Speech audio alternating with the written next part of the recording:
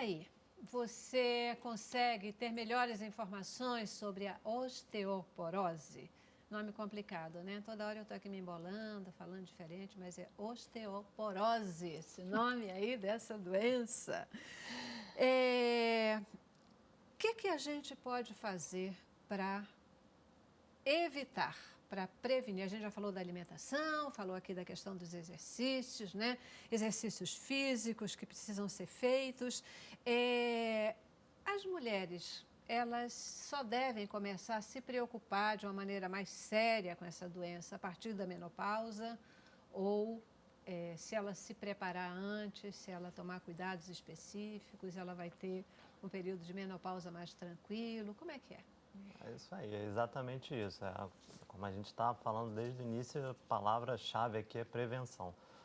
Tudo que a gente puder, em cima desses 3 pilares que a gente comentou, de alimentação, de atividade física, exposição solar, hábito de vida saudáveis, você vai chegar com uma massa óssea adequada na menopausa e aí vai seguir a sua idade, sua velhice sem problema nenhum com osteoporose ou com incidência bem diminuída. Então, a palavra é prevenção. A gente prevenindo, a gente evita quase que todas as complicações mais sérias da osteoporose.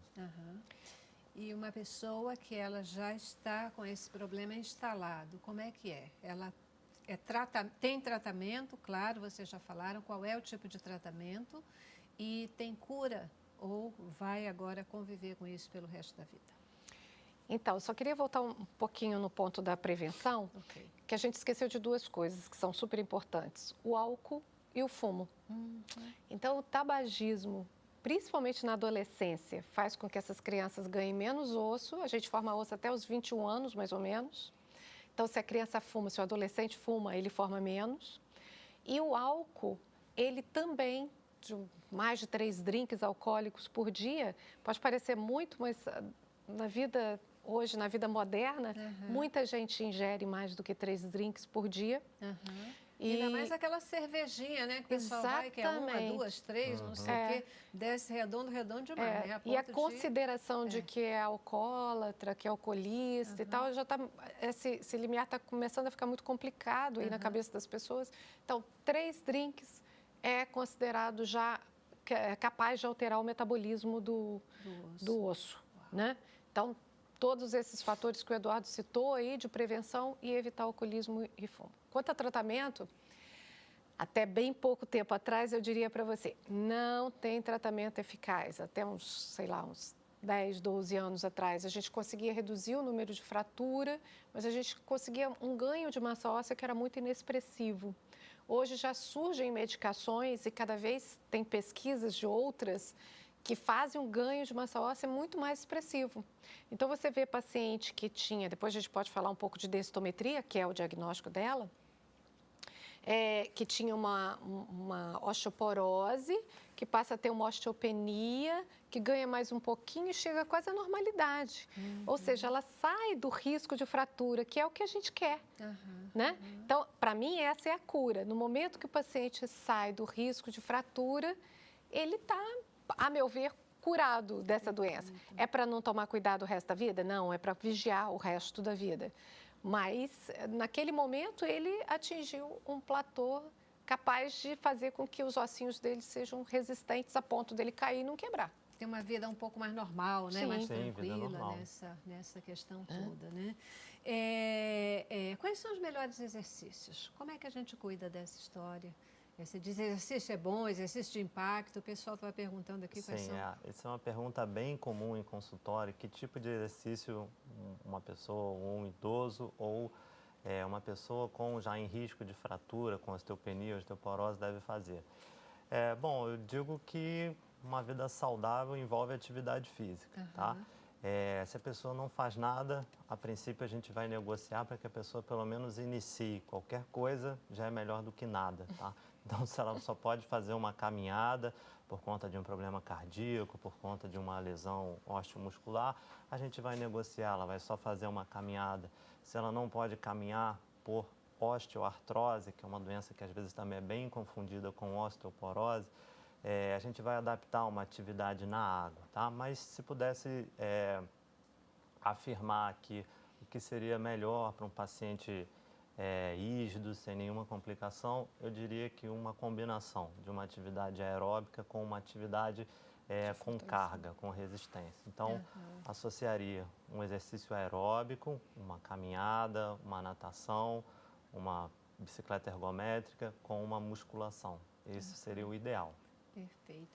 E quem ainda não está com a doença, né? Mesmo um jovem que quer fazer exercícios, se preparar, esses exercícios eles também vão ajudar, já preparando a tua musculatura, os teus ossos para serem mais robustos no futuro ou não? Certamente, Celeste. A atividade física, né, a solicitação mecânica ao osso é um estímulo para a síntese óssea. Então, o osso precisa de estímulo para ficar forte, para sintetizar e armazenar o cálcio dentro do osso. Então, e o mais jovem não tem muita restrição, né, Celeste? Então, por exemplo, a gente não pode recomendar basquete, vôlei, tênis para os nossos idosos. Mas os jovens, se eles fizerem isso, eles têm impacto contra o solo. Então, eles formam mais osso, né? Então, os atletas de tênis, de vôlei, de basquete, eles formam mais osso do que, por exemplo, o menino que faz só natação. Porque ele está sem a ação da gravidade em cima, né? Na hora que ele força e tem um impacto contra o solo, ele está formando, como o Eduardo disse, tem esse estímulo para a formação de osso. Então, enquanto se é jovem, vale tudo, né? Perfeito. Você estava falando que os ossos, eles se formam até os 20 anos. Quer dizer, até os 20 anos é o tempo em que você está construindo esse esqueleto. Triste. exatamente. E depois disso, aí já começa a desconstrução. Como é que é? Não, você entra num platô. Você entra num platô até mais ou menos a perimenopausa. Exatamente. E aí, na menopausa, é que a coisa desanda. Mas na perimenopausa, quando a mulher já começa a ter a baixa do hormônio, mas ainda tem ciclos menstruais regulares, ela já pode estar começando a perder. Então, aquela sua pergunta anterior, que idade que a mulher começa a se preocupar? Nessa perimenopausa. A menos que você tenha alguma doença secundária. Se você tem uma artrite reumatoide, uma doença intestinal inflamatória, qualquer outra doença que possa gerar osteoporose, aí você tem que se preocupar mais precocemente. Mas se você é rígido, saudável, lá pelos 45 está na hora de começar a ligar, a cuidar, né? Mesmo que você esteja saudável, cuidar para não deixar de ficar saudável. O esqueleto é um tecido vivo, né? Ele está em completa transformação ao longo da nossa vida. Ele não tem uma função só de sustentação. Ele tem outras funções, como troca de minerais, armazenamento de mineral. Então, ele é um tecido que está em constante transformação, sendo absorvendo, sendo degradando, liberando minerais para a corrente sanguínea. Então, a partir de um ponto da nossa vida, né, a gente tem predomínio de um tipo de células formadoras. A partir de outro ponto, a gente tem o equilíbrio. A partir da menopausa, com a falta do estrógeno, a gente tem o predomínio dos osteoclastos, que são células que absorvem, que degradam o osso, né? Vem cá, e os homens, quando eles devem começar a se preocupar? A gente fica falando sempre nas mulheres, né? Porque tudo bem, tá certo, é o volume, essa questão toda, mas se os homens são acometidos também, e são, né? Vocês já falaram, quando eles devem começar a ter atenção para isso, cuidar para garantir uma estrutura óssea bacana também na velhice? Um pouquinho mais tarde que as mulheres, porque eles perdem hormônio um pouco mais tardiamente. Mas eles não podem ser esquecidos, porque a maior mortalidade de fratura de quadril acontece no homem e não na mulher. Por incrível que pareça, a mulher é mais acometida de osteoporose, mas o homem morre mais por fratura de quadril do que a mulher, por complicações, né? Embolia, trombose venosa, etc. Essas complicações do idoso acamado. Então, lá pelos 60 anos, está na idade do homem começar a ficar mais atento e talvez fazer a primeira densitometria óssea. Perfeito. Quais são, você falou na densitometria, quais são as formas da gente começar, dos exames necessários, né, que são feitos para identificar como é que anda a qualidade do osso? Quem quer falar? Você podia falar um pouquinho de raio-x e eu falo da densitometria? Algumas vezes a gente já consegue fazer uma detecção da osteoporose simplesmente num raio-x por alguma outra causa. O paciente vai à emergência com uma história de queda ou um trauma, não necessariamente relacionado a isso. A gente radiografa e a gente já consegue observar uma porose óssea, uma perda de massa óssea visível raio-x. Então, nesse caso, a gente já orienta que o paciente procure fazer um atendimento específico, ambulatorial, para a detecção de baixa massa óssea. E aí a gente indica fazer uma densitometria. Mas, normalmente, o raio-x não é o raio-x não é o exame padrão para a detecção da baixa massa óssea. Tá certo. Então, faz o seguinte, eu vou para o meu intervalo, que é o nosso último intervalo, e a gente volta e a gente começa a falar dos outros exames necessários para essa questão.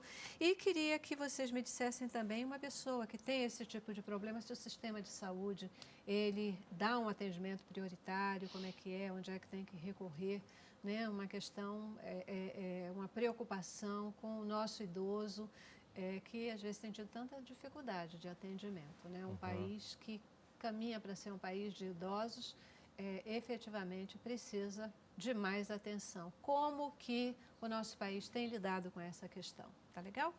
Intervalo, voltamos já já. Cabeça pra cima. Eu quero mais.